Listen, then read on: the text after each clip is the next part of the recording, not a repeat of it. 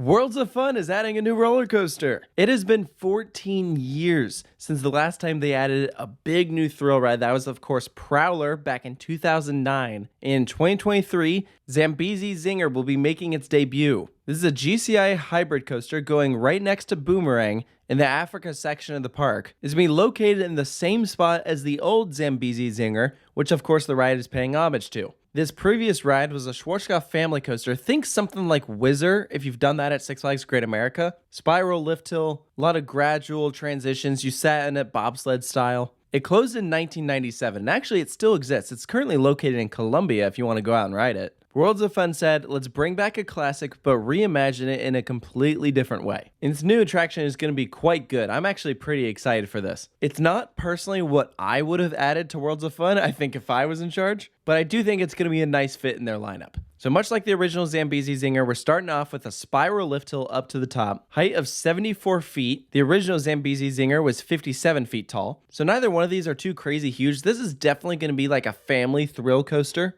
It'll absolutely be thrilling enough for like the enthusiast crowd, but I think kids will enjoy this too. Your top speed is 45 miles per hour. The original one hit 41, and then you have a track length of 2,428 feet. Now, probably the most unique thing about this, besides the fact that we're seeing a spiral lift hill on a wood structure, which is definitely unique, is this is going to be the first time that we're seeing a ground-up coaster featuring GCI's Titan track, as well as their new Infinity Flyer trains. Now, it is worth clarifying that not all of this roller coaster will be Titan track. It's just going to be the spiral lift hill and the turn that wraps around it. Everything else is going to be wood track. So most of this roller coaster is going to be a wood coaster. But because there's a decent amount of it that is steel, that's why I've been saying it's a hybrid. Much like how Lightning Rod is now a mix of steel track and wood track. But talking about the Infinity Flyer trains, they've had these on display at IAAPA for a couple years now. And so it's pretty cool that we're finally seeing these debut. They are going to allow GCI to kind of move the wooden coaster into the new age with inversions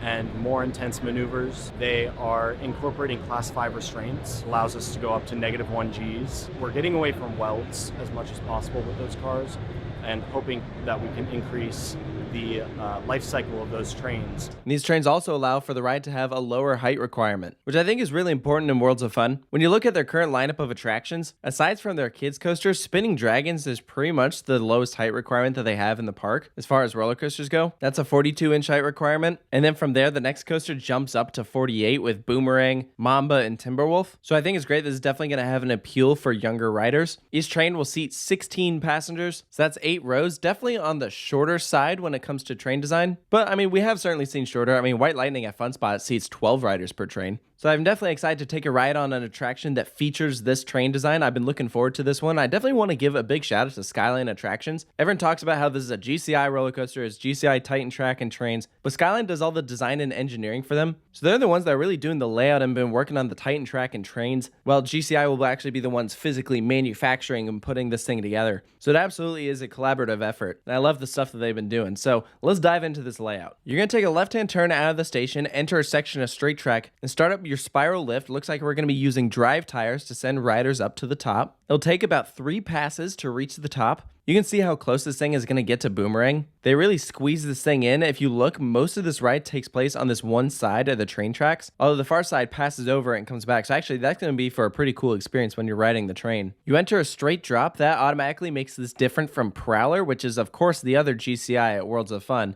Which, real quick, I will say, I think it's pretty funny that Worlds of Fun is adding a GCI because prior to this, Hershey Park was the only park in the world that had 2 GCIs. However, Wildcat just closed. So now, as of next year, Worlds of Fun will be the only park that has 2 GCIs. But this is definitely going to feel different from Prowler in more ways than just the drop. Although it is pretty rare that we see a straight drop from GCI. Most of them are curved. So after you plunge down, you're going to twist a little bit to the left, rise up into a turn, pop up, and go to the right. Once again, back low to the ground. Now twisting to the left, heading back towards the spiral lift. This is when we switch, we go into that one section that is going to be Titan track. Then once again, back to the wood track. And you'll notice how low this ride stays to the ground. That lift and drop is pretty much the only moment where this thing is high off the ground. We're going to now pass over the train tracks through an airtime hill. That should be super fun. You're going to bank left, do this rapid fire twist to the right. I think that's going to be super cool. What I really like about this is that Zambezi Zinger features many of those moments. So I feel like the best way I could describe this coaster is zippy. Yeah, you're not going to be flying at like 60 miles an hour or anything, but this should be pretty fun banking side to side while you're that low to the ground, because naturally I think it's going to feel faster than it actually is. So this coaster should pack a pretty good punch. After a right-hand bank, the track kind of levels out and moves to the left. This looks to be a floater airtime hill, probably not as powerful as some of the previous moments, but you're going to build back up some speed,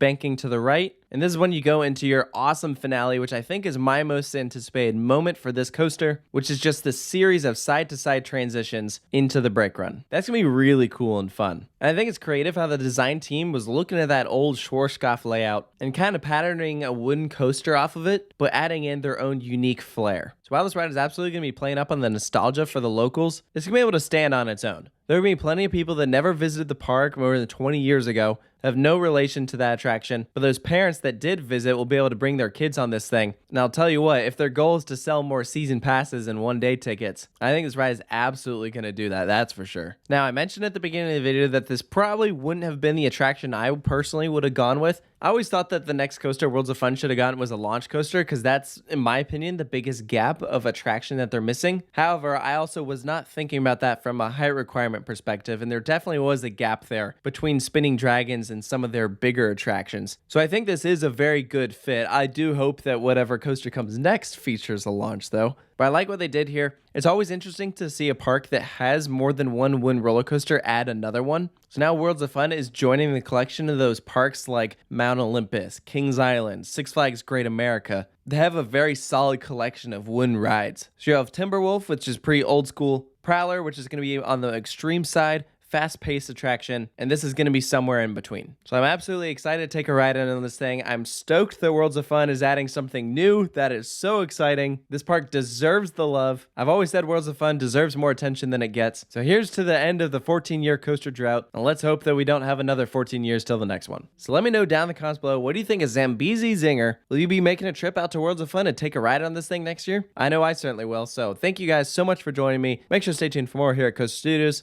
I'll see you next time.